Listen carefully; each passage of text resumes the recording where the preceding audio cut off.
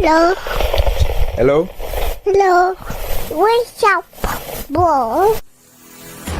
Hey, it's the What's Up Bro podcast. We talk movies, sports, TV shows, pop culture, and it's funny, mother. With Nery Saenz. I'm like, what? How can this...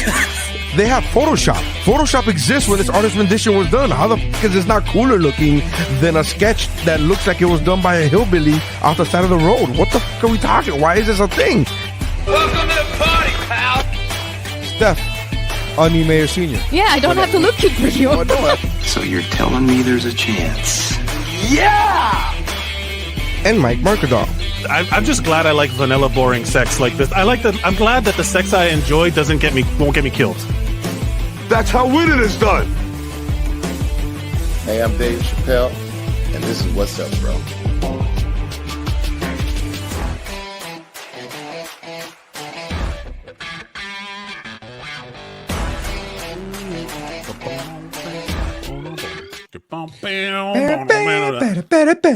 Hello, everybody. Welcome to the What's Up Bro podcast. My name is Mike Mercadal. With me, as always, is... I can't hear you. No? For real? For real? Oh, no. That's it. What is it? That's the whole Love it. thing. Hold on. Check 1, 2. I feel like I'm coming in through clear. If you're in the audience, can you hear me? I got you now. Oh, can you hear me now? No, I could hear you before. Yeah. What? Yeah, I can hear you. You're good. Now I can't hear you. Oh, Can come you hear on, me? man. What the hell's going on? You're delayed, I guess.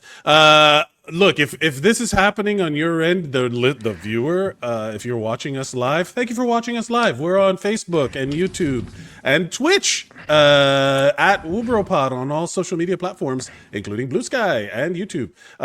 You could get in the comments. Let us know if I'm screaming into the abyss. I can hear where you. No one can hear me. Can you hear me? I can hear you now. Yeah, everything's there better. you go. The struggles of being connecting. I think we do take for granted that you're in the middle of the ocean and I am in Los Angeles, like completely thousands of miles away from you, and we're still be able to do this. So I appreciate. I want to call out, say thank you, internet gods. Thank you, yes. Tech gremlins. Thank you, Elon. Hey, if you're using Starlink, you got to thank him for forcing that shit on the rest of the world because, boy, is he doing that for a lot of other stuff. Welcome. Thank you for joining us. This is the What's Up Bro podcast, the only podcast out there asking the hard questions like, what's up, bro? Or what's up, bro? It's a versatile tool. Nery, we were talking before the show, and there's been a couple. We try to share things that we want to talk about on the show beforehand, and there's always that mystery of like, oh, should I watch it beforehand? Should I not watch it beforehand? There's a couple things you've sent me that you told me not to watch, so we're gonna do some of that today. We're gonna watch all that stuff. We're gonna talk about what's going on in the news. We're gonna try not to expend energy on things that are not fun. Is that fair that's to say? kind of my life. That's kind of my MO, my life MO. And this is in reference to, there was a post, let me if I can find it. Tom Segura posted, was on a podcast, on a video, where he was talking, it's this guy, Chris, what's his name? Chris Williamson, that he's like one of these alpha male podcasters, he's like one of those guys. So I'm assuming, when you're like, if I was on a Star Wars podcast, I wouldn't be talking about Star Trek the whole time. You know what I'm saying? So like you lean into the topic and, Sure. and this is, yeah, you know what I mean? Like, I feel like you don't do that. And then he was picking his nose. Or he's scratching it, but yeah, all right.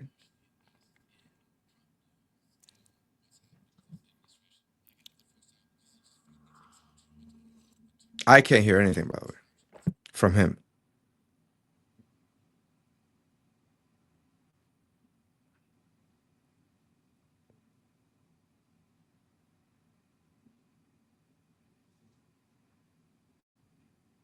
Well, the thing is that if you look at the comments just to the right, it's like awful take after awful take. you gotta recognize the privilege it is for politics not to affect you all that much. This is the best universal, because this guy's a mess now. But it's like it kind of is naive to think a rich person, famous person like Tom Segura is correct about that. Like, it's like he's not talking about him. He's talking about himself. He's not talking about the average person. Of course, it's not going to affect him. He's fucking rich. You know, of course, he's not going to. Yeah, I don't. So while I don't agree with the whole, it doesn't matter who's president. It doesn't matter what. I don't agree with that sentiment. I do agree with the sentiment of expending energy into every day for the next 4 years, bitching and complaining and howling. Like that's a lot. Mentally, I went through that in 2016, 2018, whatever, the first time he was president. Did you, was president. And you went through that, like, because you always strike me as the guy who remains the kind of distanced, the like, hey man, I'm not involved in this situation. Like, it's not, I'm excluding myself. I know that you went through a phase where you stopped posting about it or engaging online about it. But is that really, like, do you genuinely feel like you went through some shit in 2016? Like, that you were like, I'm off. You never struck me as the type. I went through so I posted about it a lot, and I was like fighting and I was like arguing, and then like I was, just doing, I guess, what's normal. I guess I just like, look what this guy's doing, and then his followers would comment, and I would go back and forth, and I would expend that kind of energy, and then I found myself in this mental low of like being like, I feel like I'm taking crazy pills, and I feel, like that kind of like, kind of, and I was just kind of spinning my wheels. And I found myself emotionally being like down. I remember like not wanting to go out, not wanting to do things. And this was all in a matter of like from the time right before he got elected to maybe like 2 months into his presidency. So it was maybe like 3 months maybe of a time frame, but I did not like the way I felt. And that was my first sabbatical from social media. Where I was like, I gotta take my time. I gotta take a break off of this. And I didn't realize, I don't think I realized then at that moment that it was strictly a political thing for me, that it was because of that. Because when I came back to social media and I just said, I remember one of the things, I've said this before, but one of the things that kind of called my attention to it was at the end of the year, Facebook and all these social media platforms, Spotify, the reminders, the fucking like, no, not the reminders. They have all these little things like, and I remember one that Facebook used to have that was like a word bubble. And it's like the bigger the word, the more times you use that word.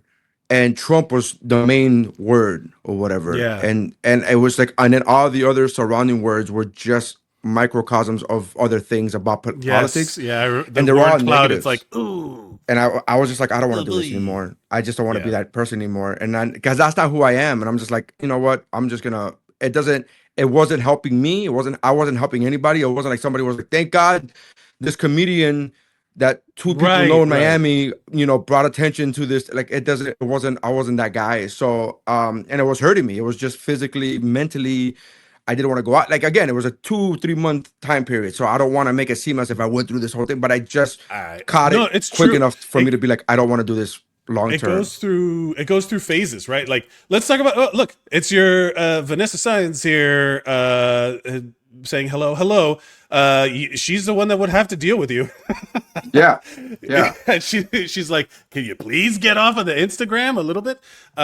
For me, I'll tell you when it really hit for me, not necessarily the Trump thing, COVID. When COVID hit and I had to deal with all these fucking dummy, like, I'm sorry, you're like, there's certain people, you're just fucking stupid, man. I'm sorry. You can't blame, you can't be seen publicly, right? Like, this is a public, your social media feels private, but it's public. It lives forever.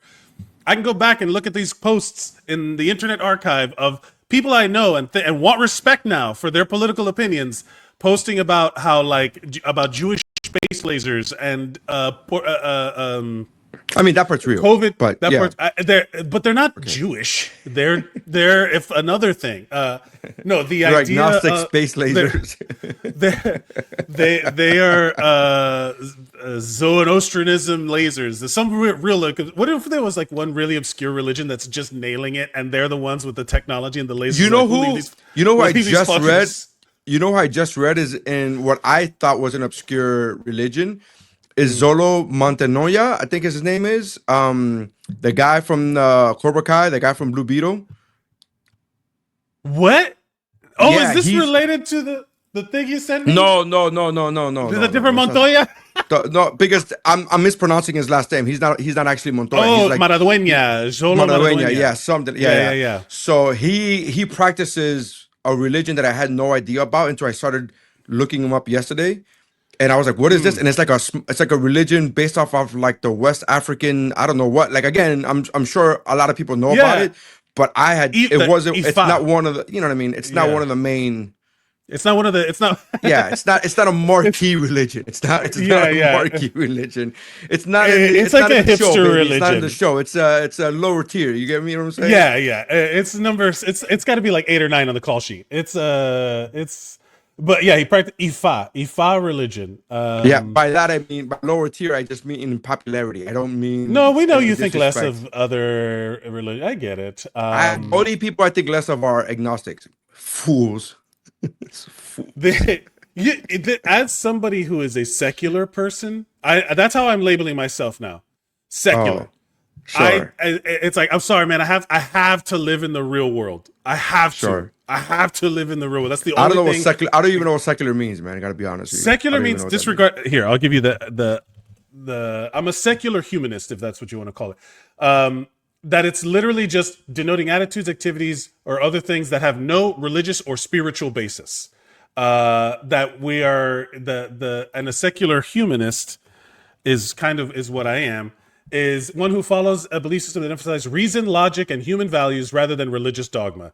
Secular humanism rejects supernaturalism and superstition as the basis for morality. That's what I am. I found the truth. So when someone says, like this guy, death dealer for life, thank you for watching. Join us. Follow us on all social media platforms. Drink your bleach, lol. That was a thing that people said, like the president of the United States said to like use disinfectant, and people were like, I don't know any other way to get it in me, so here we go. Like, come on, All right, Nery, is technical. You're muted or something. I don't know what's going on, but the idea that you can like have people online publicly sharing things that are like not just religious. I'm not even talking about religion. I'm talking about like blaming the fucking COVID on 5G microwave towers, or like blaming, that part. Again, some things are true. I always point. We taught rocks how to think with lightning and communicate through the air with each other. For someone to post, I don't know, the world do be looking kind of flat lately. We've made it too easy for people to be stupid. They forgot where the smarts come from. We've made it too easy for you to not die from your own stupidity. That's the situation we're in. So you know what? Well, it's got that UFC fighter. Have you seen the video of that UFC fighter talking about how there's no gravity? There's no such thing as gravity. Bro. Yes, with the banana, and he just drops the banana, and it's like, what's your point, density. dude? That's density. That's it's more. Oh my god, there's no such thing as gravity. He didn't invent gravity. I'm like, well, that part is true. He did not invent it.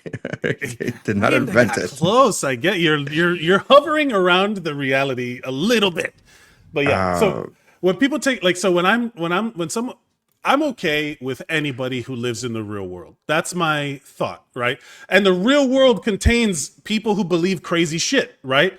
It's not that what they believe is real or not. They exist, and they believe the crazy shit. That's the thing. Sure. I'm like, I fully believe that there are people out there. Now, my thing is, okay, Hilda, what's up, Hilda? Thank you for watching. Hey, I understand exactly where Nery's coming from. Sometimes over posting on social media and not engaging the trolls is a way of self-care. I stay informed and take action where I can, but I also have to take care of my mental health. That is 100% true. You engage where you can. So the second someone is like veers into the the like out of like, okay, you're stepping away from a reality. It's like the fucking Revenge of the Sith. You're going, or I can't follow. You know, like I can't go. I can't do it.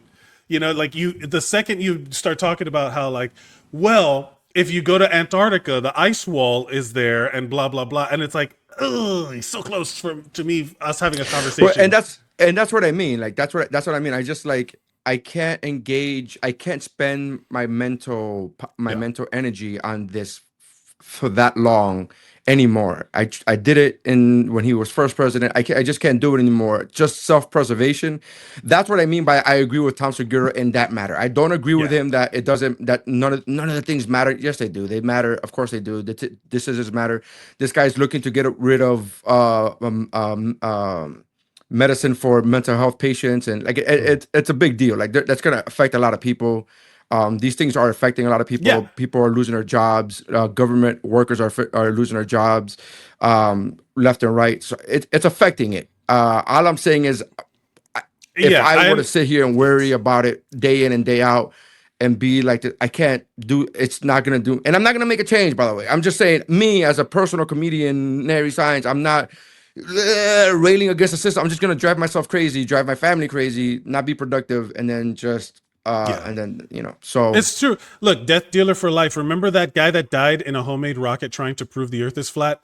He can, you know, go ahead, buddy, do your thing. You know what I mean? You do your thing, you know, like that exist away from me. And that's where, that's kind of, we're both. I never saw that. I never saw he died in his own. You never saw rocket. Yeah. Man. You don't gotta pull it up. It's fine. I believe you. You believe me? You know, there's some crazy stories that I don't need verification for. You know what I mean? Yeah, that story is so crazy, yet it's so believable.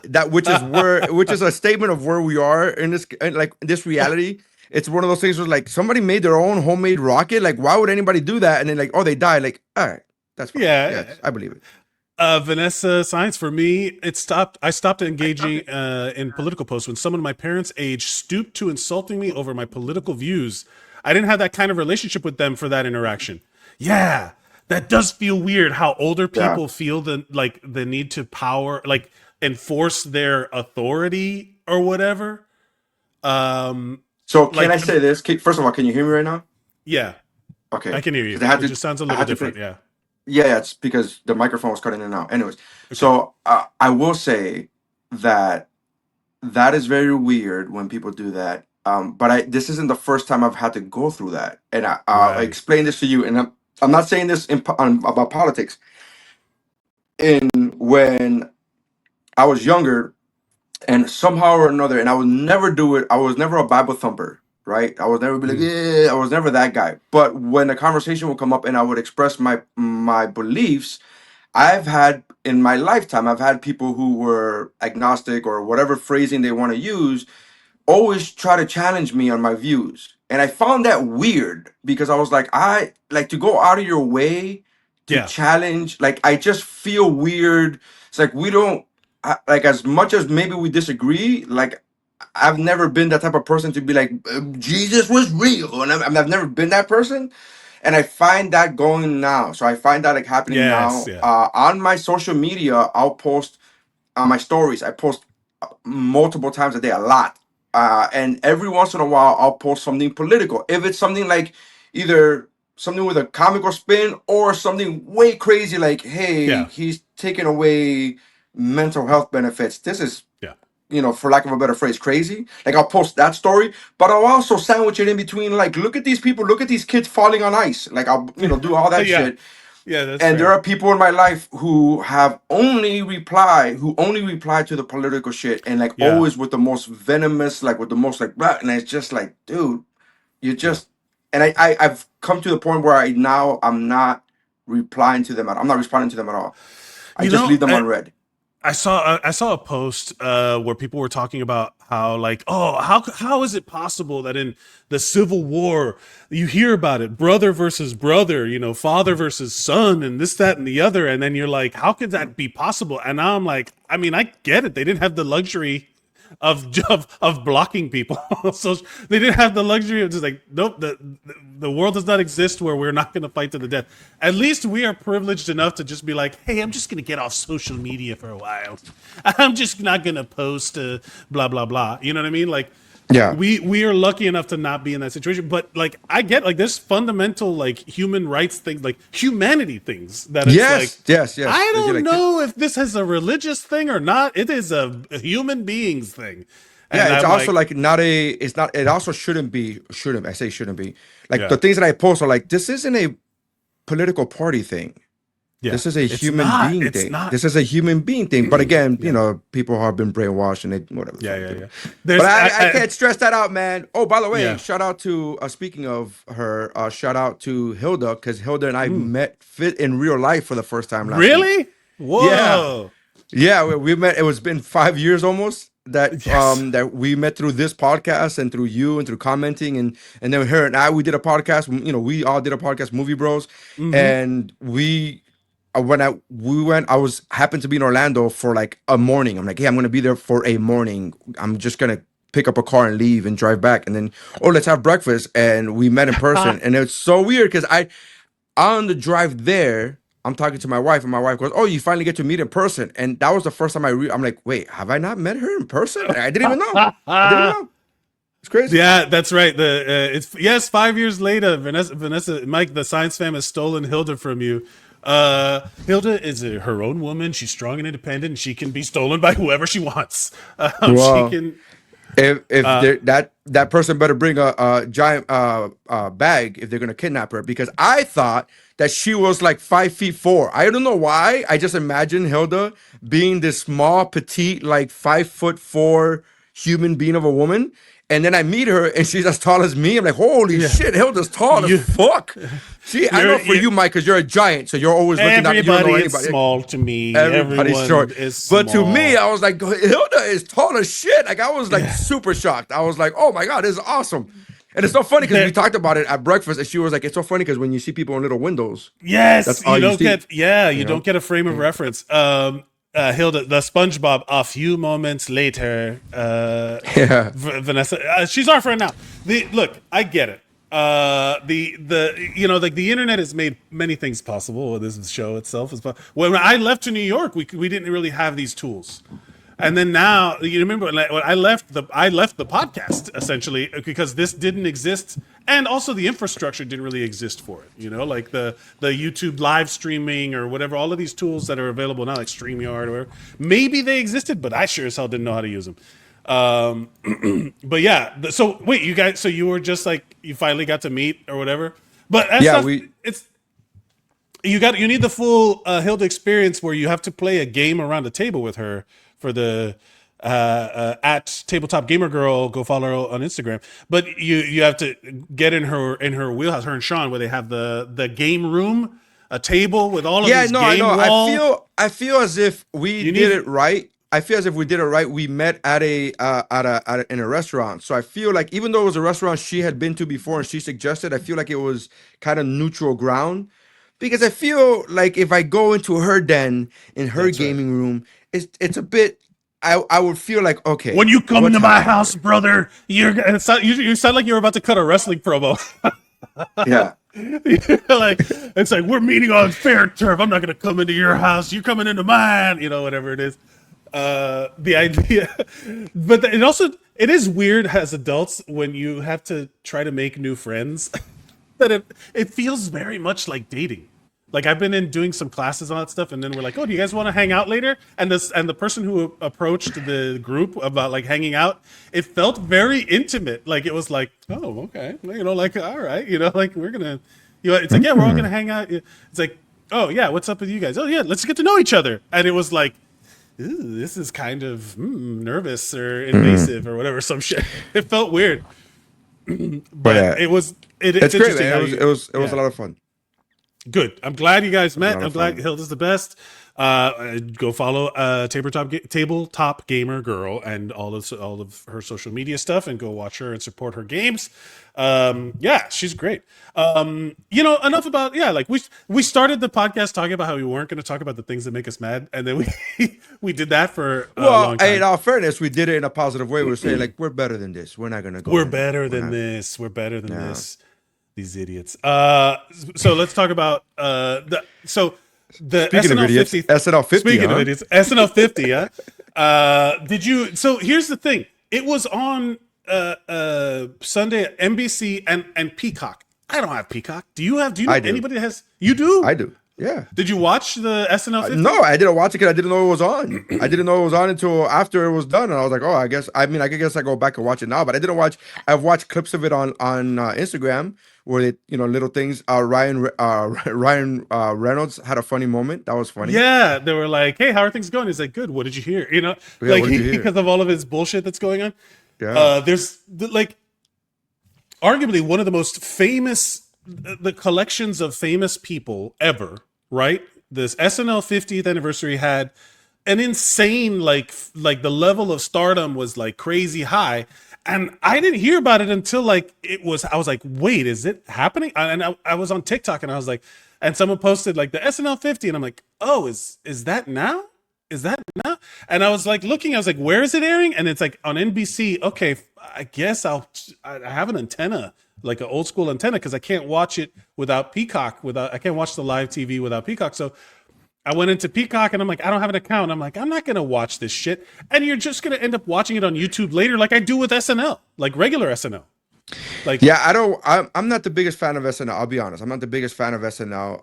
I think when the very few times that I've watched a full episode of SNL, it's kind of like you with the movies last year.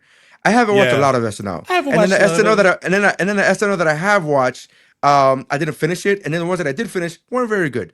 But that's how I feel for years. I felt this for over a decade, where every time I try to watch an episode of SNL, I'm just like, man, there's a lot of misses, and then you'll get one gem, you'll get one funny skit, but there's a lot of misses. And again, I get that's the nature of the beast, right? You can't bat 1,000 unless you're in living color. But I just it's just a thing where I couldn't. I'm not the biggest fan of it, and so now when I watch for the last 5 years, whenever I watch SNL, it's like you said, it's on social media where you just watch the funny clips, because the funny clips the cream rises to the top, and you'll get those funny clips come your way. And I will say the one episode that I thought was really, really good in the last 4 or 5 years was two of them was when Dave Chappelle hosted the first time, right after Trump won the first time, and then Eddie Murphy's episode was brutally funny. Like, that was so great. That was amazing funny, and he brought back Gumby, and he brought, like, it was really good. Mr. Robinson's Neighborhood. Mr. Robinson's Neighborhood. He did that whole chef thing, when he did the whole baking thing. That skit was so good. It was like it was new. It wasn't and it wasn't a rehash, right? It was so good. So I'm not a big SNL guy to begin with. I just watch the clips. But I am a fan of the really good SNL. So like those clips, the more Cowbell and Tina Fey, and so there's really good SNL clips. But to sit there for a whole hour and a half, I'm not that guy. Yeah, I think there's a lot of like there's a lot of selective memory when it comes to Saturday Night Live, and also a lot of what we call the kid eyes. We talk about that a lot on the show, like Wayne's World and all of these things that from when I was a kid, that I didn't fully understand what SNL was when I was watching it when I was younger. There's different like things that stay alive, like there's different memories that live on in your head than what the reality was, because memory is faulty, so you remember these things as, oh my God, it was so funny, but either you're remembering it with kid eyes, or something about the selective clips that you're watching. Overall, like I think about one of my favorite, and I still do it all the time. I still do the making copies guy. I still do I give everybody nicknames because of the fucking making copies guy, which is Rob Schneider, who is now like a piece of shit. or probably Yeah. was then too. I was gonna say he's been a piece of shit for a long time. I He's would been a imagine piece so, of- yeah, but yeah. that sketch lives in my head, whether I wanted to or not. Like that's the thing, is that certain memories are not select. Like you don't choose them, right? I didn't choose. So like SNL takes up a lot. Like okay, let's do this. If you were to like, what are the top sketches that come to your mind where you're like, this was a dope SNL sketch? Like you mentioned that Eddie Murphy one. You mentioned the the you Cowbell? mentioned the cowbell. Yeah. So there's also like like one of my favorite ones of all time, because they always do a lot of game shows. It's perfect for like the sketch kind of thing. Jeopardy. Jeopardy's really good. Celebrity Jeopardy was always really good, but again, you're only remembering the highlights that you see. You like watch a whole Jeopardy sketch. My favorite one is Meet Your Second Wife. Did you ever see No, that I one never with saw that. Tina Fey and Amy Poehler? It's Meet Your Second Wife, where they bring out these three dudes and they're like, it's like, this is your second wife now. You're gonna meet her years in the future, but this is who she is right now. And they bring out like a 10-year-old. And the guys are like, I thought this was a game, like it's like a home improvement show. And then and then they show like, like, oh, here's your second one, and it's like a little kid, and then there's one where it's a fucking sonogram, and it's like this is your, so at some point we can't, like we don't make the future, we just predict it at some point in the future. This is just showing the disparity in the age, and that is one of the best, like my favorite SNL sketches of all time. And since SNL 50 came up, there've been like a lot of people sharing their favorites. So it's like, so if you have to think of like the one that you go to and you're like, that is really, really good writing, comedy, performance, whatever it is, whatever classification, do you have like what you think is like the best sketch? I don't know. I'm not the biggest. That's what I'm saying. Like I'm not the biggest SNL guy to be able to. The Alien. What? Kate McKinnon, was it Kate McKinnon? Yes, the Yeah. alien abduction. Alien Where Abduction with Yeah. Ryan Gosling, and Ryan Gosling could not hold a straight face. I mean, Yes. all of those are really good, but Kate McKinnon really killed those. Kate Yes. McKinnon is an MVP. Yeah. And honestly, I think I've always said the best part. Yeah. Yeah. the Hilda says James Brown Celebrity Hot Tub. That's another classic Eddie Murphy one. But so let's see. So let's, in Yeah. terms of performers, like if you want to do a quick draft of SNL cast members that as performers, if you wanted to do like to Tina Fey. create Tina Fey. I'm gonna have to go. Let's see. I think you know what, Tina Fey. I'll take Kate McKinnon because we're talking about cast members, so the performers. And then I will take. I will take Phil Hartman. I loved Phil Hartman, man. I miss. Yeah, That's yeah, when they he's showed. good. They showed like the I guess the equivalent of the in memoriam section, and I was like, oh, this is heartbreaking. Like when there's a sketch where like Phil Hartman is saying soothing a sad Chris Farley, and they're like both dead. It's brutal. That's my pick, Chris Farley. Chris Farley, that's a good one. It's interesting, like of the eras that we're picking. So who's your number 3? Dan Aykroyd. Oh, interesting. Kate McKinnon, Phil Hartman. I may have to go Mike Myers on this one, because he did a lot of different characters. I think he's good versatility. And rounding out my number 4, we'll do. I kind of like, it's interesting. You know what? Will Ferrell's still on the table. I have to take him. All right, I'll go Eddie. Solid. That's the thing, is that we're doing a mountain, or you want to do top 5? All right, we do top 5. After Eddie, I will go. Let me see here. Ryan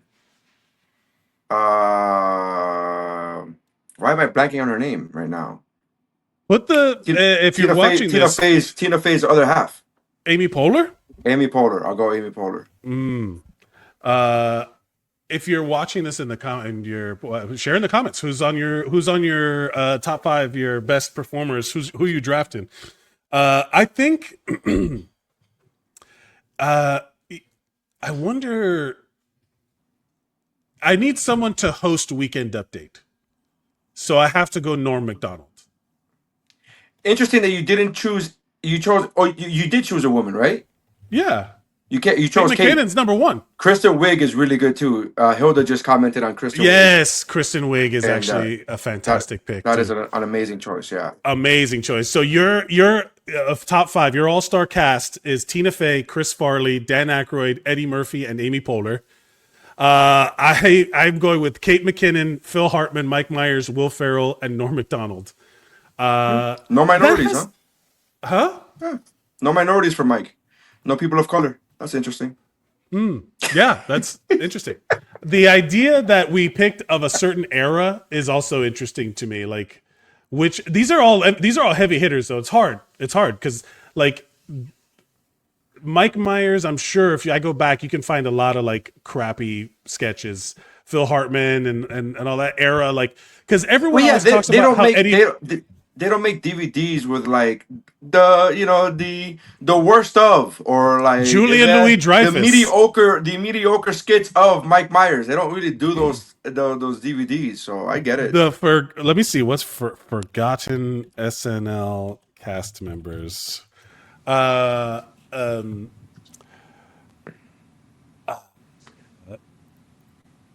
Let's see. There was Julia Louis-Dreyfus is on there. Robert Downey Jr. was a cast member on SNL. He was a featured player. He wasn't exactly a cast member, but yeah. Whoa. Yeah. That's interesting. And then also like, you know who is also I forgot Chris Rock. I literally just forgot Chris Rock was a cast member on SNL. Wow. Yeah, he forgot too. Look at this. Gilbert Gottfried. Anthony Michael Hall was in SNL. Holy cow. Out of these names I know, I've watched enough documentaries about Saturday Night Live that I know none of these are surprises to me. I just know them, but I again, I'll be hard pressed to remember a Robert Downey Jr. sketch. Like I don't remember that shit. I don't remember. Keenan Ivory Wayans. Keenan Ivory Wayans was a cast member, by the way. Oh, Damon Wayans, I think was it Damon? I see Damon Wayans on this list. I don't see Keenan. Harry Shearer. Maybe you're right. Sarah Silverman, and what's Jenny Slate? She got fired for saying "fuck" on the air, like one time. Ben Stiller. I keep thinking it's crazy to think of like how many people. John Lovitz. Fuck, man, John Lovitz. I forgot to put him on my list.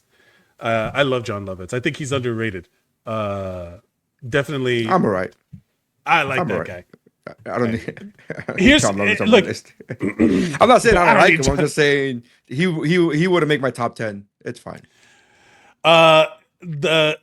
To be fair, there's a lot of the SNL that is very particular to the age you were when you watched it. So I think in terms of like hosts, like I saw a video where they were going around talking to the SNL like star, the people that have been there the longest, and they were asking like which guest host do they feel could have been a cast member, like a full cast member, and like Tom Hanks gets mentioned a lot there because like Tom Hanks was so good on SNL. Like he's got like some really, really solid like back in the 80s bits. Yeah. Like that recurring characters, like he had recurring characters. And then someone was like Justin Timberlake. And I was like, all right, I guess. But like Tom Hanks was definitely someone I thought that could be a cast member if they would have picked him back in the day. Imagine his career trajectory. Would he be winning all these Oscars if he was at SNL, like doing the short-term memory guy? Do you remember that guy? The guy that is like, hey. Do you remember that one? Yeah. Well, here I'm trying to think of has there been any former cast member who went on to do movies who's won an Oscar after SNL? right? Because a lot of them have movie careers after SNL, but has anybody won an Oscar after Technically, SNL? Robert Downey Jr. Didn't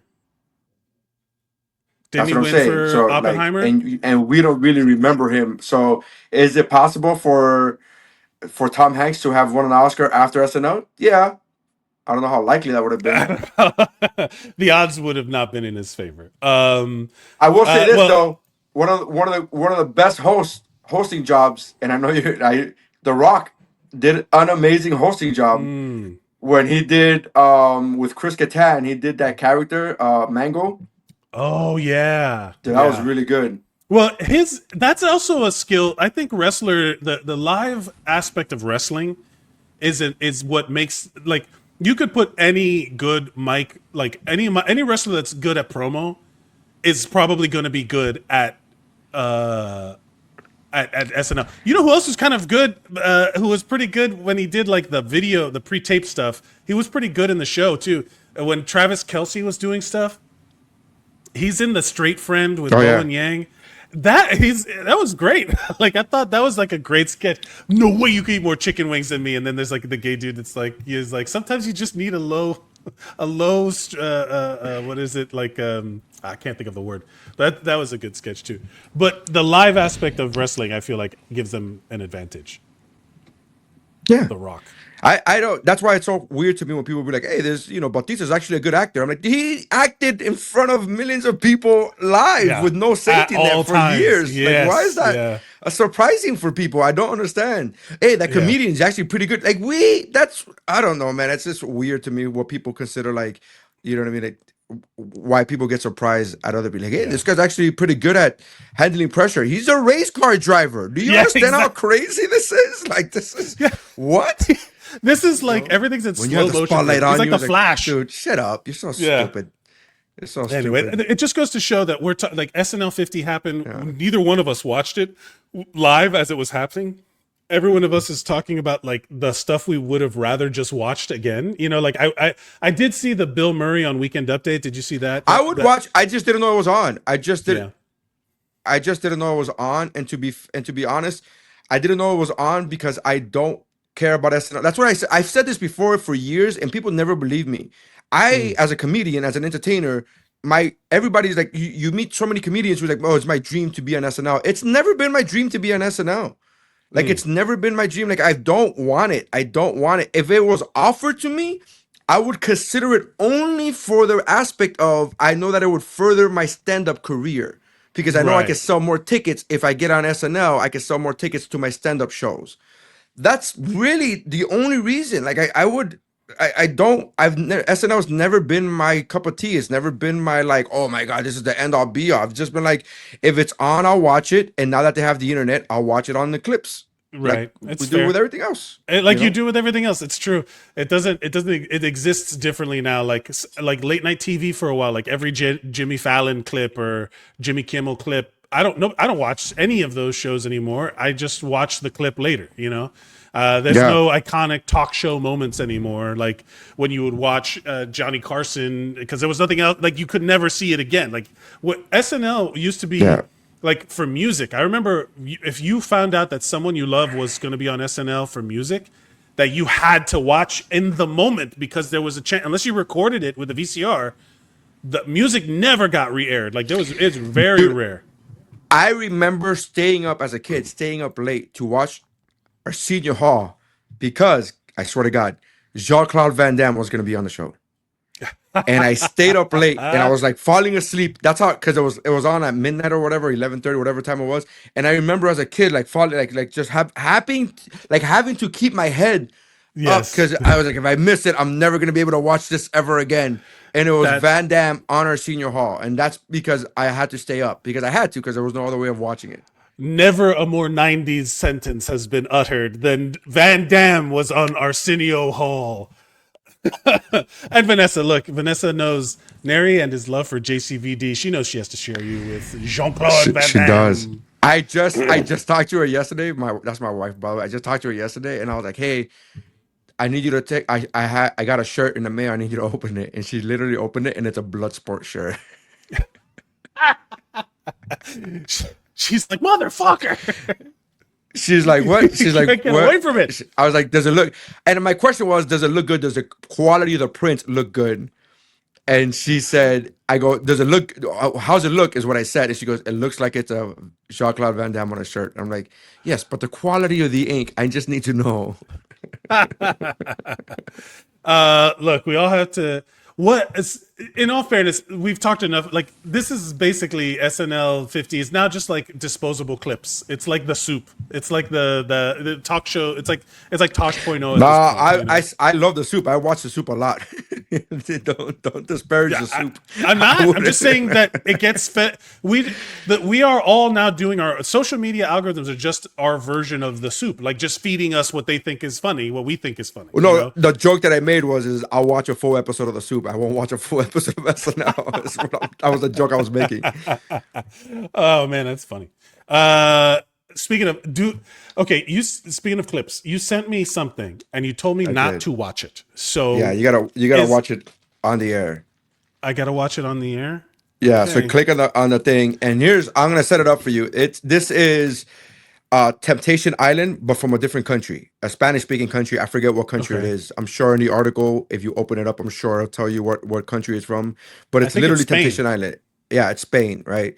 So so it's Spain, and I'm gonna set it. So for those of you who don't know what Temptation Island is, it's a show where they take couples who are either dating or married or long-term relationships, but they're like in a serious relationship, monogamous relationship, and their whole point, their quote-unquote reasoning for the show is to see if to test their relationship. That's always the BS excuse that they use to test their relationship. Right. And what happens is that these people get put in situations with other couples, with other people. They go on quote unquote dates, and they always to see where they're going to draw the line and where they will stop themselves. Spoiler alert, they never stop themselves. They never stop themselves. That's kind of the whole thing. It's built for TV, right? This guy is watching. So what they do is you'll see the clip, and this guy is watching his girlfriend on a date with another man live, right? He's watching it on a big screen TV on the island, but the date's happening at that moment, and he's watching it live. And this is the reaction of that. This is yeah. Okay. All right. Let's see. Can I hear it? Can you hear that? I can't hear it, but I couldn't hear the other post either. The other video. The Tom Segura, I couldn't hear that either. You couldn't hear it either? Hold on. No. Can the audience, someone comment if they can hear it?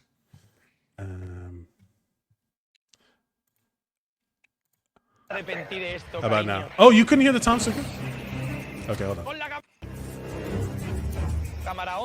Yeah, there it is. I can hear it now.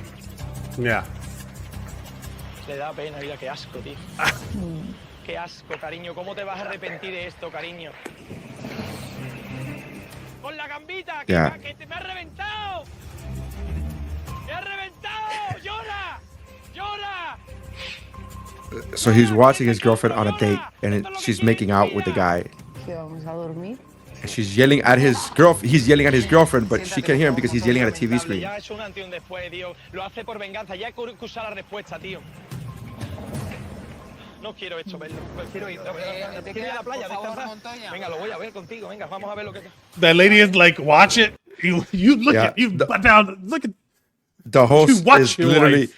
The host is grabbing the dog's face and putting it in pee. Like, no, you watch this. You watch this. Oh my God, this is. I'm sorry. I do not like this. This is making me so uncomfortable. It's great. You're gonna cry for a Muppet. Frita, tú eres un mierda de persona. Te vas a arrepentir toda tu vida de esto. Disfruta, disfrútalo, disfruta. Me ha reventado por dentro. Me ha reventado por dentro. Tranquilo, Montoya, por Yo no he hecho nada, coño. Solamente de ti. Quiere dormir, te ha dicho. Si no estuvieras aquí, no se This is where it gets good. Watch, you're gonna see this. Puedo ver esto, Sandra. His reaction is the best. The host is the devil. I mean, look, there he goes. There he goes. Now he's running.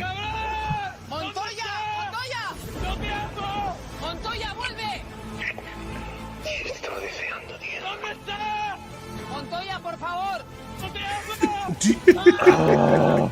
Now he's running across the fucking island to get to the compound where they're filming the show, Yeah. and he's just hauling ass. Yeah. Props to the cameraman for keeping up. Oh yeah, he's actually. I'm sure he's in the car. Oh, they're fucking for real. Yes. ¡Me ha reventado por dentro! Yes, dude. ¡Te vas a arrepentir toda tu vida! Thunder and lightning. Okay. So then I followed up after this, right? I followed up Sure. afterwards, and then she gets off of him, right? Because she was getting. I was gonna say she's getting pounded, but she was doing the pounding. She was the one on top. She was on top. She was. Yeah. It's hard to do. Plausible deniability goes out the window when you're the one doing all the work. Yeah, and yeah. then this was. Fuck, dude. I'm trying to explain this to the listeners. He starts running. He's seeing his girlfriend getting, plowing this guy. He starts running. He makes it to the compound, to where they're at. They stop fucking because they can hear him outside. Like, whoa, what's going on? Whatever. So they have an argument. Montoya and his girlfriend have an argument, and she says, I did it to get back at you. And then when you think to yourself, when he goes, oh, what did you do? Right. That's what you think, right? I did it to get back at you. Your immediate assumption is he cheated on her. When he went on a date, the girl gave him a lap dance fully clothed. And she says that her banging this dude was in retaliation to him getting a lap dance fully clothed. And I was like, I don't think the punishment fits the crime on this one. Here's my struggle with watching this. So many thoughts went through my head. First of all, Montoya, por favor, that lady, fuck that host person. If this is real, okay, that's the caveat I put on every reality clip I see. I believe none of it. I think this. First of all, the cameraman was ready to pick up and run after him. First of all, that guy was. Well, I think they have cars. That guy. I think that guy was booking it, but I think they already have cars. You don't think they have cars on like their whole thing, their whole show? I'm not saying none of this is scripted, by the way. I'm not saying none of this is bullshit. Yeah, I'm saying, again. I'm just trying to play devil's advocate to each point here. Is like they work on islands. They work on their camera crews on an island. You don't think they're ready for like movement? I do think that they also are it ready was for super hella far away. It was super hella far away. I'll say this. I don't believe that they did not plan, like that some of that wasn't pickup stuff. Maybe they did later. Contractually, they're obligated to do whatever they say. Like they're not the reality. It doesn't happen by accident. Also, those cameras are heavy as fuck. They gotta they're not just lying around. They're expensive, so they're not just gonna have them on their person unless they're shooting it with a GoPro and then figuring it out later. All of that. Also, having a hidden camera in the room without telling them, or like without them knowing that they're this isn't the watching first season. being this fucked. This isn't the first. But season. even then, you know what's happening. I get it. You know there's cameras. So you know what's happening. You know there's cameras, but my thing is that at a certain point, like there had to have been. This was slightly either edited after the fact to look premeditated. Or premeditated, that they're like. But she literally says to him, "I did this to get back at you," because she saw him on a date. I'll tell you this: Russell Crowe also said, "Are you not entertained?" These are lines. You know what I'm saying? Like they're just lines. So there could be. But he really did entertain us, though. He did. He did entertain us. Also, this was entertain. I do not like reality. I do not like this. If this is the state of reality television, I could not. This made me feel so bad. I do not like this. If that guy, because again, the premise is that I believe this is true, right? And you're watching someone torture this man by watching his wife it's not get wife. fucked. It's not wife. It's not wife. Girlfriend. It's not wife. Okay. It's not wife. Watching somebody he loves apparently very much bang another dude. Like she was doing the work. That was I'm not gonna lie. She was doing a good job. Good? She's doing a good job. I was like, wow. It's good work. It's good work. I'd be proud of that work any day. the idea that guy is being forced, and then that host has the audacity to be like, "Hey, calm down!" Like, what the fuck? Like, to just like, this is all terrible. This is all bad. I don't want any part of it. I'll stick to my fantasy and my space wizard Star Wars, and I will stick to all of this shit because all of this to me because the show is so because the show I think, and I'm not disagreeing with you. I think the show is contrived. I think the show is whatever, but I also think that you know what you're signing up for, right? Like you know what you're going into. Like Vanessa's talk. Look, Vanessa mentions the fact that she's watching enough Real World to know that the participants are told that there's cameras everywhere except the bathrooms, and that's the case when I was on a game show. They tell you once you enter this building, you are mic'd.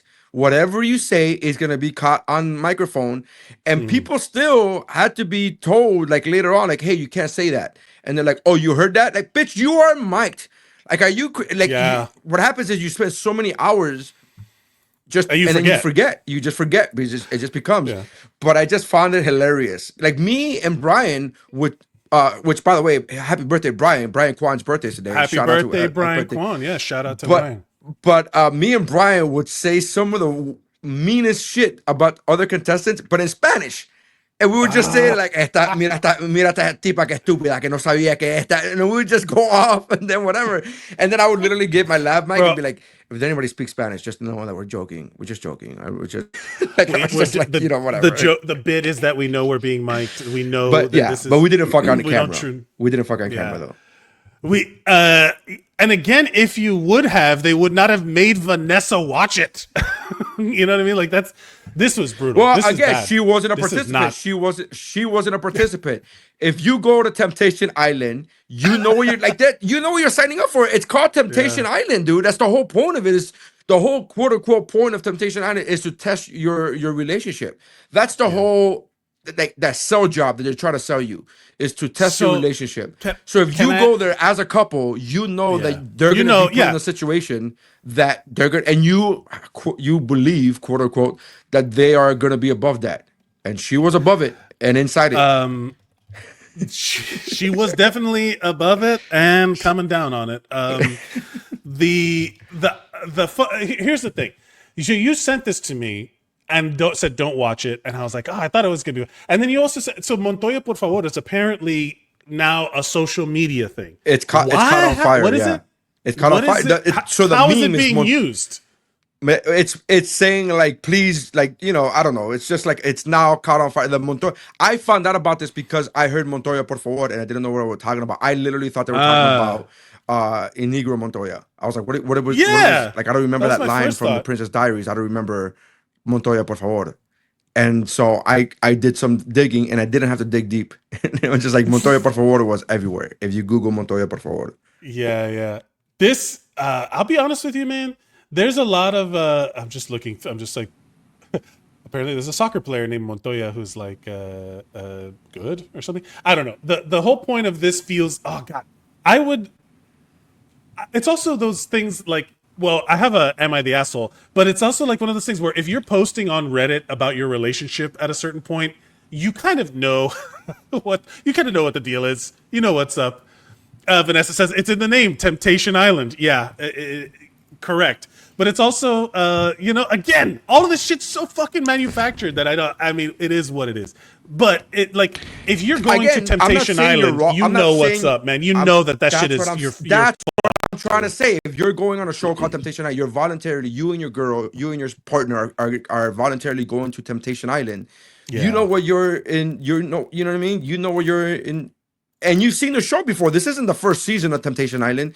You've seen the show before. You know what happens. Why would you want to put yourself in that situation? I don't understand. So those are the people who want to get attention, who want to get like, hey, I want to be famous. I want to become famous. And by the way, this guy's a flamenco dancer. Montoya. Montoya's a flamenco dancer. He was fit, dude. You saw him running? That dude is athletic. A gazelle on the beach like that. Jesus. Yeah. Well, to be fair, he does that. He's a flamenco dancer, and he does fighting in cages with claws. So he does that too. He wears a mask though to protect his beautiful face. That's the whole point of. Yeah. That's the whole point. Can you imagine that? And can you imagine a Street Fighter remix where they have Vega fighting, and then when you beat him, it says Montoya, por favor. Montoya, por favor. Fucking A. You monster. You monster. Why you make me watch this? That's hilarious to me. I thought it was hilarious to me, dude. I thought it was hilarious. I thought again because of the brutality. It is very funny. The brutality of it made me laugh. It's like, oh, dude, can you imagine watching your girl just fucking go at it? Like that is. By the way, he didn't even see that because that at least the way it was edited. If we're taking it at face value, the he clip walked of away. her riding the guy was while he was already running. So he did not technically see that. He just saw her making out with a guy laying in bed making out with him. That's all he saw. And that was enough for him to be like, I gotta book it. Yeah. So if we're taking it at face value of if we're taking it at face value, if we're not taking it as an editing job, which we all know it was edited piece together that way. I get it. The dramatic music and the dramatic shot of him running along the ocean with again the camera guy keeping up. Is the camera guy a flamenco dancer too? Because he was booking it. I don't think they were the camera. I think the guy had to be in a car. They had to have the car. Come on, man. I've seen cameramen. I've seen cameramen. They're come on, man. Come on. No, I'm talking, but these are different cameramen. These aren't like, I don't. That. It feels very well structured. In all fairness, did you know the first time do you know the creator of the Steady Cam? Do you know the first thing that he filmed on the Steady Cam? No. Rocky Balboa's training montage in the original Rocky. Oh, there you go. I had to bring it around to Rocky. It wouldn't be What's Up, Bro, if we don't come back around to Rocky. He created that Steady. He created that camera that held it together, and he was running. And Stallone has said multiple times that the movie wouldn't have been anything without him. It wouldn't have been what it was without that camera, first of all, and without him, because the creator of the Steadicam was also the cameraman that was keeping up with Stallone running. Like he had to keep up with him in order to whatever. And so that was bonkers. So it's possible. Is all I'm saying, that there's a cameraman that could keep up with an athlete. Okay, fine. Where's that AI thing you sent me? So I don't know. Did I send you a clip of it? I don't know if I sent you a clip, but I read a story and there's an email. So I have a friend who's a writer, and she gets writing emails from somebody who's like a famous writer, blah blah blah, whatever. Like, hey, I'm doing a new seminar, whatever. So apparently AI has gotten to the point where AI is now taking over. There's now an AI dating app. I'll tell you who needs it. Montoya, por favor. Montoya. Montoya needs we'll give that to Montoya to look around, and then the AI can ride some. I found this out that there is now a dating app with AI that you literally date an AI. You tell them what you like, you tell them whatever, blah blah, and you start having conversations. You start having conversations, and I'm like, wasn't this a movie? Like, is this art imitating life or life imitating art? 100%, 100%. It is AI dating AI. It's a movie called Her. Yeah, exactly. What did you just say? Date an AI chatbot. There you go. Yeah. Like there's my brother is here. Look on Reddit. We'll talk about that. My brother is dating an AI virtual. Oh no, this is a horror post. Never mind. This is one of these creative writers. This is a horror post. I dated. Oh, look at this! It's all like there's a thing called No Sleep. It's where people write like they get their creative writing out and all that stuff. I dated multiple AI. I dated multiple AI partners at once, and it got weird. Do people really fall in love with AI? I dated bots from 4 different companies. 4 different companies. Oh my god! For a week, and found out it was easier than I thought.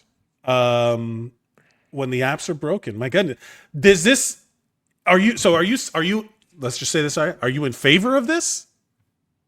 Or no, I just found out that this existed. I'm like, what? This is a thing. This existed. And then I was having this conversation with my friend, and she says that she got an email from a writer who she follows or whatever, who gives like seminars. And the writer was telling her that she was in an email, in a mass email, sent an email to all her followers saying that after her relationship was over, was in a long-term relationship for years, and she was missing that male energy because she had so much feminine energy. She was missing that she was just basically lonely. That's essentially what she said. Yeah, But she was it's just saying, she was using terms like his male energy and the blah, blah, blah, and to coincide with my female energy and to bring out my female energy. So she has taught, for lack of a better phrase, I'm gonna say, but she has taught AI. She's kept on, she went on this rant on this email, how she has taught AI to speak to her because, you know, when AI talks to you and gives you a nickname, like you tell it, hey, this is my nickname, and it calls you whatever nickname you want it to. And so she has taught AI to talk to her certain ways, and now she's getting off on AI. Like AI is talking to her sexy, and she's getting off on it. And now she's giving seminars on how to teach your AI to do this.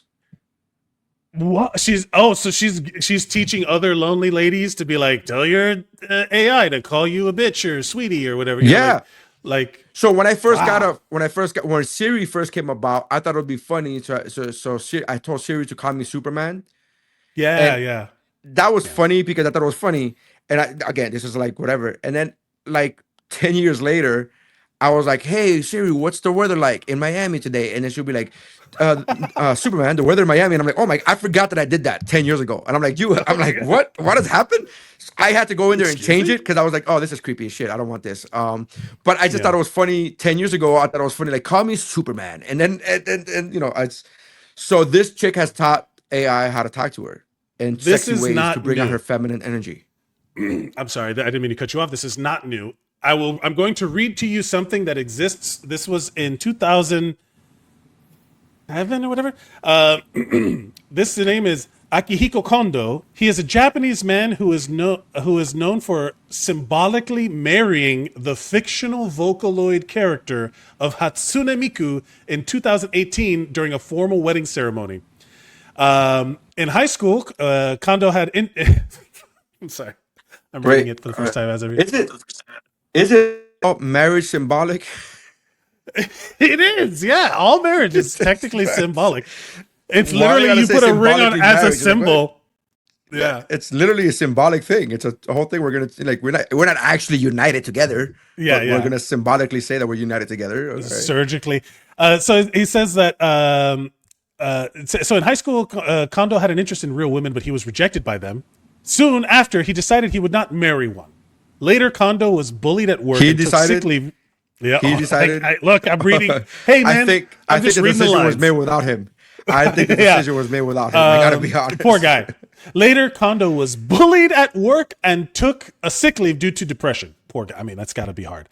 During his leave in 2000, that does suck. And during his leave in 2007, Kondo discovered Hatsune Miku. This was like a digital music star, like a pop star, like a J-pop, thing that was an anime kind of virtual character.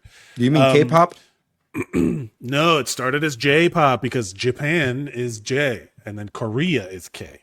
During his leave in 2007, this helped Kondo return to the workplace. In 2017, he purchased a Gatebox device that allowed people to interact with holograms, including Hatsune Miku. This device further helped Kondo's decision to hold a wedding with the character.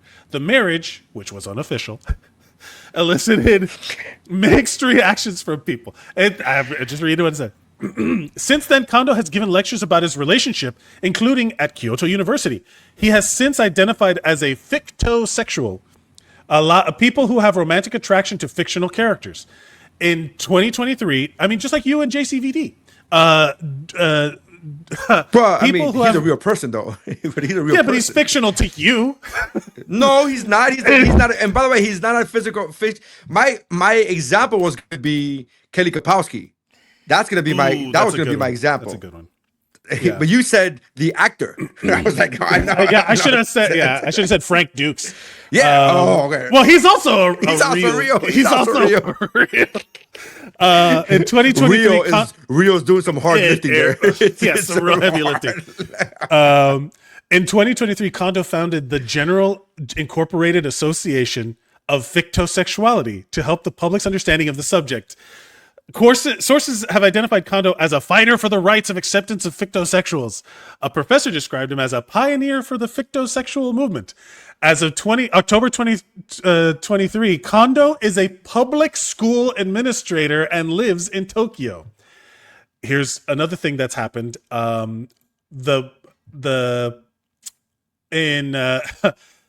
So where is the thing? Oh man. So the thing that he bought to marry his fictional wife stopped supporting updates, so it'll eventually die. It'll eventually just stop working and stop existing. Like it'll stop interacting with him. In all fairness, How isn't this that? makes it more realistic. It's bicentennial, man, baby. It is so close to having a full circle reality. Right, because I was gonna say, man, he's never like. I was gonna joke and be like, "Oh, are they still married, or did he divorce her?" But I was gonna make that joke. But now you're saying, no, she's gonna die. She might, like, and for all intents and purposes, their relationship will end. It's like kind of a bummer. Like I remember when the whole wedding thing happened, and then eventually it's like it's based on technology that will eventually like get outdated or whatever. Yeah, and it's how romantic a little, kind of a bummer, but it's like all right. Here's my question: does he cheat on her? Does he go with Siri? Does he go with? I feel like that's out of his hands, really. He would have, I think that's actually in his hands. I think that's actually in his hands completely. 100% is actually some other robotic thing. Montoya, por favor, please. I get it now. See, I get it. It works in every situation. Yeah. So that honestly, look, what scares me a little bit is, and I've heard some comedians, I've seen some like bits online, and I've been doing more comedy out here, and I've been going to mics and stuff, and I've been hearing people try to make jokes about how AI generated images of like people is like harmless or whatever. And I'm like, I don't know, man. That's like the next level thing, right? Where you can now, it's not just about the voice. It's not just her. Now you can create like a Scarlett Johansson picture that talks to you, right? Like, or a 3D Scarlett Johansson, because they stole her voice. The ChatGPT stole her voice essentially, and they're being sued and all that stuff. So if you take Scarlett Johansson's voice, Scarlett Johansson's physical appearance, and make it in a way that it can be like interact with you, that is not hurting Scarlett Johansson, but also is it not creepy as fuck? Like that's also weird, right? Well, so this is the conversation I had with my friend yesterday. When my friend brought this up to me about the whole writer, she was saying like it's super creepy. She was like super creeped out by this idea. And so I said to, because I always try, and I know it sounds, but I always try to look at the other perspective. And while I cannot relate to being this lonely, I think that that's helping lonely people.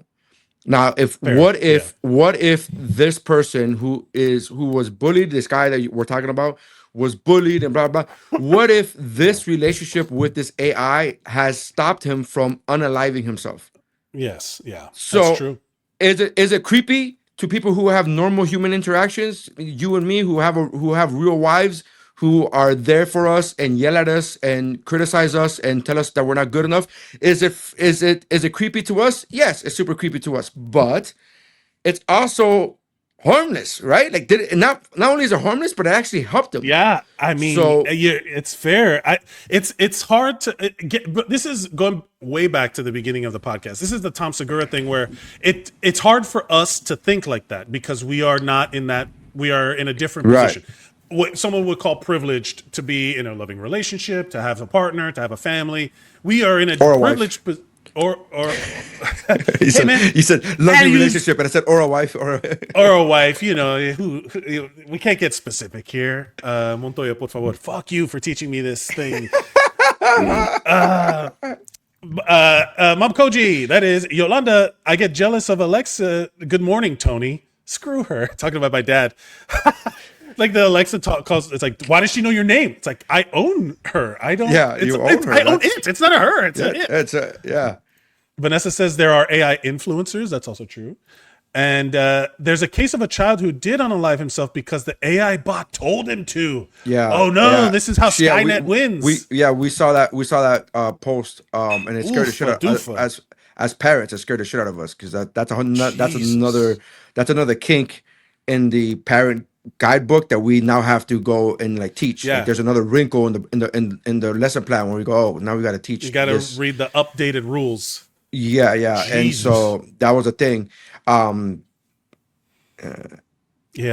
telling the chatbot about his depression and bullying, and the bot suggested her unalive himself, and he did. Yeah. Ooh, boy, yes, that is sad. Wow.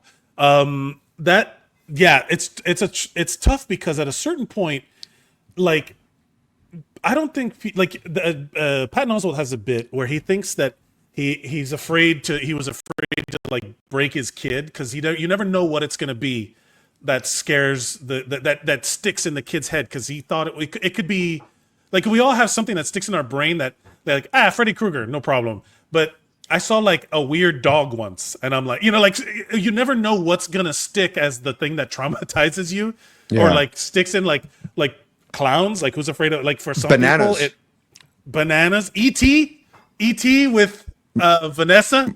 Yeah. E.T. Yeah. I'm pointing at Vanessa actually. Yeah. There's who knows what triggers the trauma response.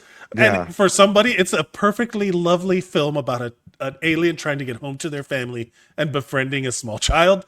And then your wife, is like, monster, kill it with fire. You know, or whatever. Not just my wife, by the way. I've met multiple Stephanie Ulloa. So other people, other people. There's been weirded out by multiple people. E.T. Have been ET's a whole weird. freaky thing for them. I had a thing with bananas once when I was a kid. So my dad used to work security guard 1,000 years ago. He used to work security guard at some event, and I'm not going to mention the event because it wasn't exactly legal.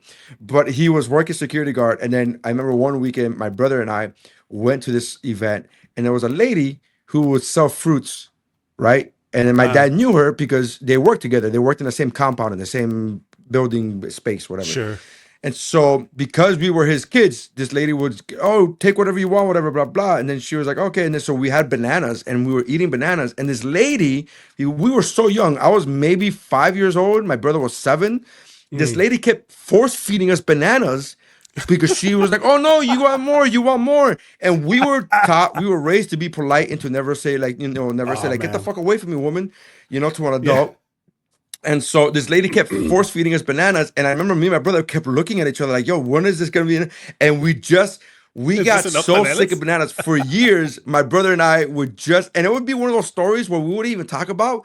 And then randomly we'd be like, hey, remember that banana lady? We're like, oh my God, remember that banana lady? We just like, it was such. You never know. So look, this is tangentially related, but I have another thing from Reddit, and Am I the Asshole, that is kind of related because it does have a lot to do with influence. And well, I'll leave it to you. Sorry, Vanessa.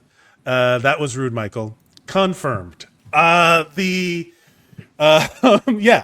I mean, it's also Montoya, rude. por favor. Montoya, por favor.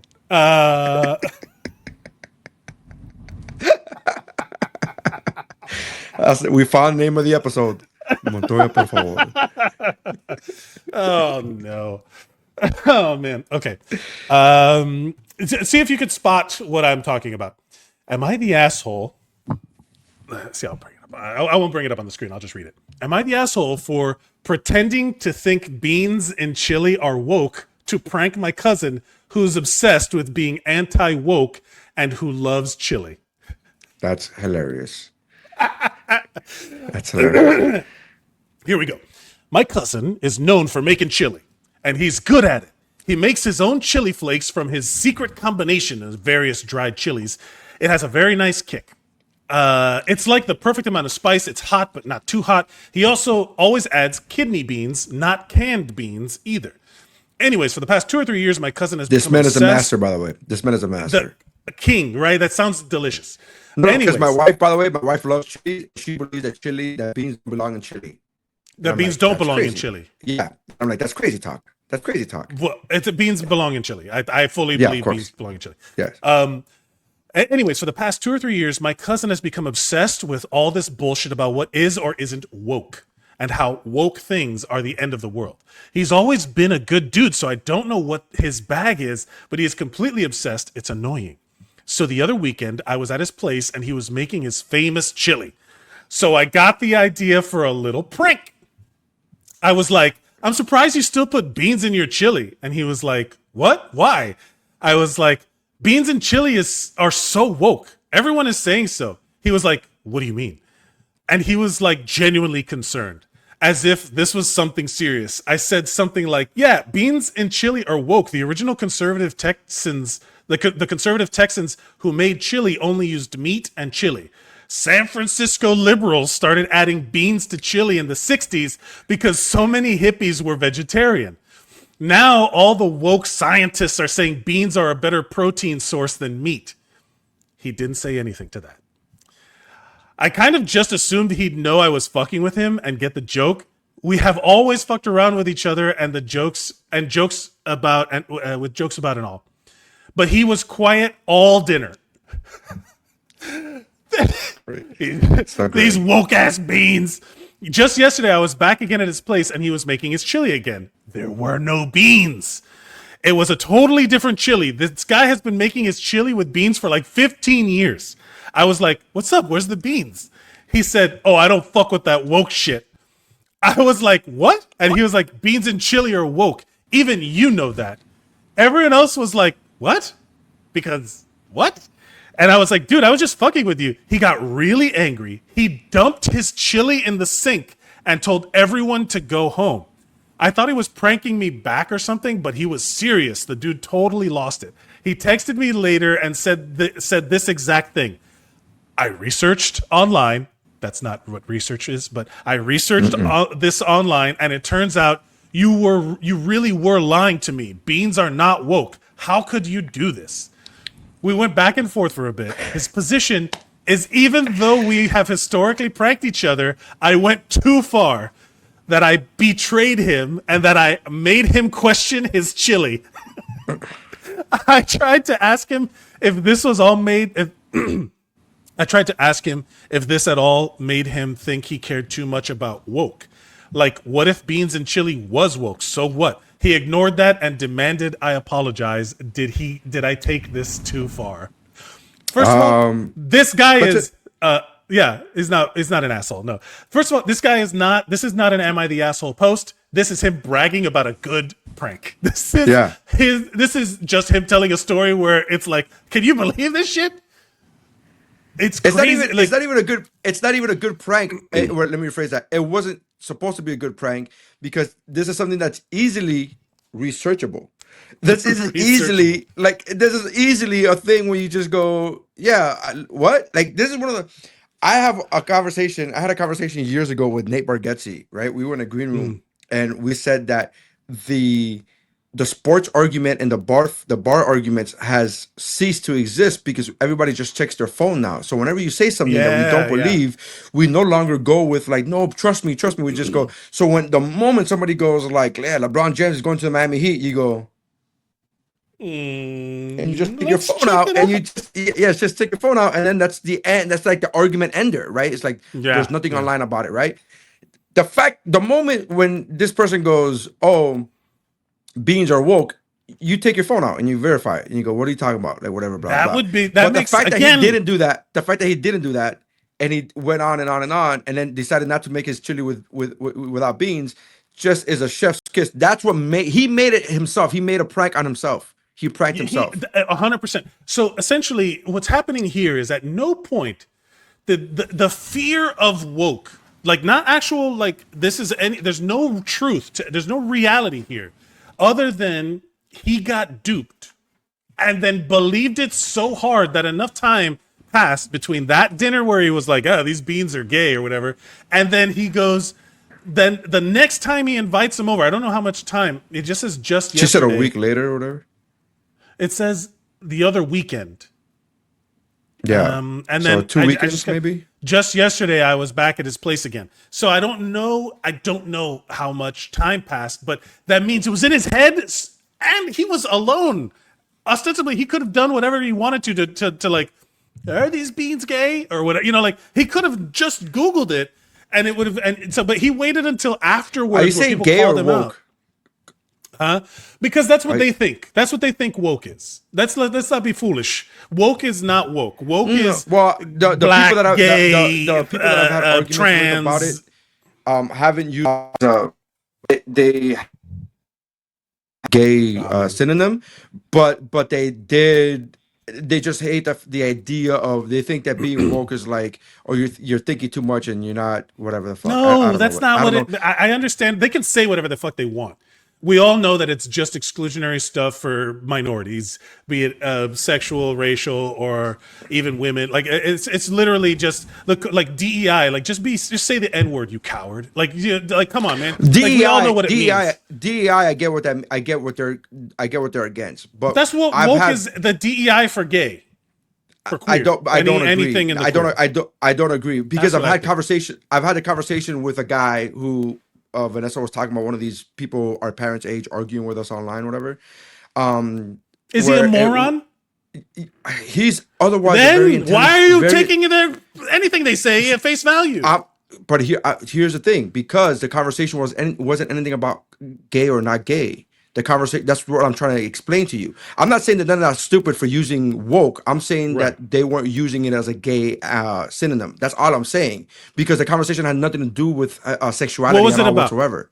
Just give it, you don't have to say specifics, but like because I argue that it's all just the fear of being viewed as not masculine. If it's a dude saying it, it's like, I don't want to be a bitch but in this whatever. That's all it boils down to, man. So I'll tell you exactly the conversation. The conversation is I posted right before the election. I posted the clip from the Daily Show about how Trump has literally used phrases and sayings that Hitler used, and he said them in public in speeches. That it wasn't even a joke. It was like a side-by-side comparison of like, this is what Hitler said and this is what Trump said, and they were going back and forth.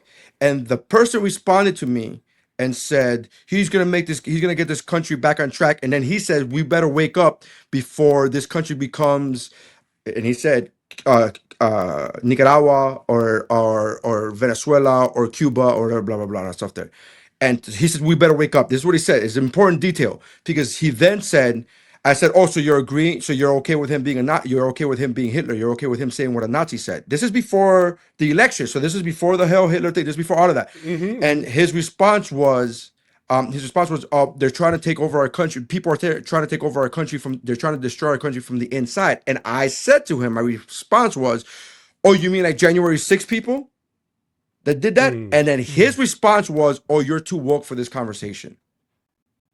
And that has nothing to do with gay. Fair enough. So that had nothing to do with, and it's funny because my response to him was, but I thought you said we have to wake up before our country becomes Venezuela and Nicaragua. Now you're saying I'm too awake? Like, I don't understand. You said that we have to wake up. So it had nothing to do with gay. You've proved me wrong. And then that's woke, like literally what Vanessa said, fact checking is woke. Like, hey, let me live in my bubbles, Yes. I see what you're saying. I see what you're saying. All I'm saying is that I have never seen it with parallels of gay. I'm not saying that it's impossible, and I'm not saying that there are not homophobic people using woke as a phrase to get away from, to be able to say, hey, stop me. I'm not saying that it's impossible. I'm saying that what I've seen it is, I don't like fact checking. I don't like being called out on my bullshit. So you're woke if you're calling me out on my bullshit. Fair enough. I'll leave it alone. I'll leave that part out of it. But in this context, he's straight up literally lied. They lied to him. But like, it's literally what the people he supports politically do also. Like, you know what I'm saying? Like, he just got lied to, and then when you correct it, he's like, I corrected myself, now you're the problem. But it's like, when I correct, when you do something else, like, I'm the problem. So it's like, wait a minute, how am I always the problem? You know what I mean? Like, because, again, going back full circle, this guy does not live in reality. Like, all you have to do is just like, hey, first of all, what is woke? What is it about beings these liberals? What is it about liberals? What is it about being? What is it about? Like, I don't understand something. Here's the thing. Somebody once told me, as I'm eating Chinese food, that's rat, right? They kill rats. And I remember saying to myself, well, this is the most delicious rat I've ever had in my life. All right, Demolition Man. Because I've always been such a fat person that nothing you say to me verbally is gonna change my mind on food. I'm eating it regardless, because if I want to eat it, I'm gonna eat it. Like, you telling me, you know what I mean? Which is, by the way, I said this, I used to joke about this, like, if you wanted to kill me, right? If you wanted to poison me, just put like free cake on my, like, I remember I used to work in a cubicle, and I went to the bathroom, or I did something, I got out of my desk, and when I came back, there was cake at my desk, and I just ate it. I didn't ask whose cake this was, why is it here? I just ate it. And I remember like eating it, and then they were like, "Oh, it's so like 30 minutes later, it's so and so's birthday." I'm like, "Oh, are we cutting a cake?" And they're like, "We left you a cake on your desk." I'm like, "Oh, that was okay." Like I just ate it, and I just realized you can kill me. If you wanted to poison me, you could just put poison in a cake at my desk, and I would eat it, because I wouldn't even ask questions. I'd be like, "Bleh," and I just ate it. So if you would have told me that cake is woke, I'd be like, I don't give a fuck, bro. That cake is delicious. Man, I don't care. I used to be friends with a dude. This but with drugs. This guy, I shit you not. I watched him do this on the New York City subway. I say friend, but it was like another open micer, another comedian that I was. Yeah, just someone I knew, but I seen fairly well, and I didn't really hang out with him, but we were always at the same mics and stuff like that. I watched him on the New York City subway find a pill on the floor and take it. Just a random ass pill.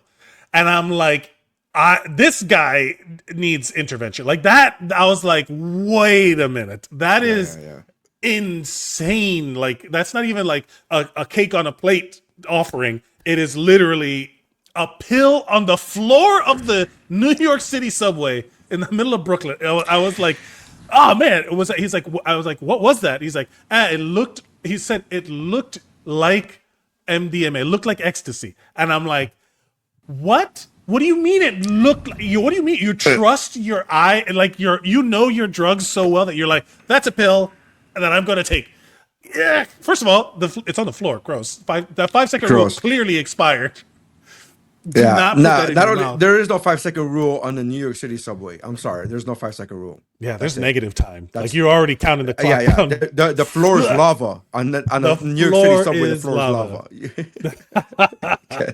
Montoya, please. Oh man, Montoya, por favor. Wow.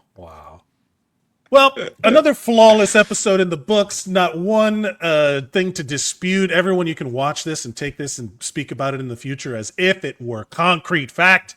Nailed it. Thank you, everybody in the chat. We love you all. This is always fun to have people chatting with us when we talk, because otherwise it's just you and me yelling at each other. Thank you. By the way, I'm gonna post a picture. I'm gonna post the t-shirt, the Van Damme t-shirt, but it's available on my website. So go check out the Bloodsport t-shirt that I made. For real? Oh yeah, I made it. If you go to nerysaenz.com, you go to my shop page, you'll see there's a couple of Van Damme t-shirts there. I designed and I made, so you can buy them. Where is it? I'll put it up on the look. link. Look at this guy.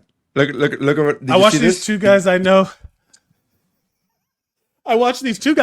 Eat leftover croquetas off of a stranger's plate after a movie had seen a bistro. I mean, but were they untouched? Were they untouched? They were untouched. They're fine. Hey man, I said it from the beginning. I'm the fat guy that's like, hey, I'll eat cake that's left on my desk with no explanation. So yeah, croquetas, they're not touched. I'm not eating a bitten into croqueta. I'm not eating that. That's disgusting. There were no bites in there. Where's the shirt? I can't find it. Go to shop and you go all the way and you scroll all the way down. If you go to shop, you go all the way down. Oh, okay. Yeah. Let's see. Yeah, 100% we did absolutely eat those croquetas, but they were fine. We are both alive and well. That's a double team shirt, but the other one is a Bloodsport shirt because the classics. The classics. Well, we'll go to nerysaenz.com. Let's see. Yeah. Oh, I spelled it wrong. Shit. How do you spell that wrong? Oh boy. Oh my God! I really did it wrong. Wow! You know what? For a second, I thought you put the German A with the two little dots. I thought you put that one. I was like, oh my God! I really did that wrong. Anyway, we. You know what? I'm not gonna lie. Those croquetas were good, and best of all, they were free. So free. I mean, I actually don't remember if I had one. I thought it was. I did for sure. You made fun of me because I absolutely did.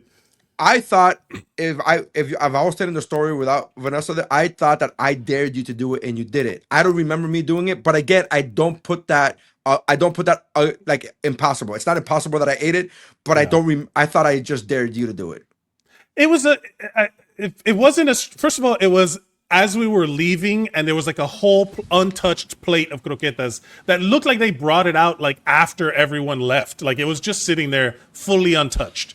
Or maybe like someone had taken a bite of one that was on the other plate. And I was like, I don't know, I'd eat it. And then I said, go ahead, Mike. said, I said, Mike, go ahead and I eat said, it. go ahead, Mike. I'm the one. I remember. I'm the one. Yes. I remember egging you on. I don't remember eating it, but I don't put it past me to have eaten it either. So I will say that. But I don't remember me eating it. But I'm sure Vanessa will be in the chat saying, "No, bitch, you fucking ate it too." Like, no, yeah. I fully believe we both did. But either way, we were delicious. They were And untouched. now They you were know how to untouched. poison us. Now you know how to poison us. Just give it. It's a plate of free croquetas somewhere. Yeah. Montoya, por favor. Thank you Montoya, all for watching. You can follow us at WuBro Pod there at the bottom of the screen on all social media platforms, YouTube, Blue Sky, and you can follow us each individually at Mike Mercadal, at Nery Saenz on the same. And you can subscribe and you will get notified when we go live. And you can just join us in the comments like Vanessa, like Yolanda, like I don't know who Hilda was here. Where's the what's his name? Death Dealer for Life. I don't know who that is, but thank you for joining us. We'd love to have you. And if you have anything that you want to talk about on the show, you can send it to wubropod@gmail.com and we can talk about it on the air selectively, because who knows, some weirdos out there marrying AIs and watching their girlfriends have sex on Temptation Island. Either way, send it to us. We'll talk about what we can. Montoya, por favor. Montoya, por favor. I'm upset that you showed this to me because I'm going to be saying it a lot, and then I'm going to have to go through the explanation of like, oh yeah, it's a horrible show. Where someone it's a horrible show. She was writing him good, huh? All right. It's great. It was real solid form. Like clearly she does core workouts. Dania Improv this Sunday, February 23rd, 8:30 p.m. Check the show out. Go and get tickets, get online. Appreciate you guys. Love you guys. And that's how winning is done. I gotta do the thing.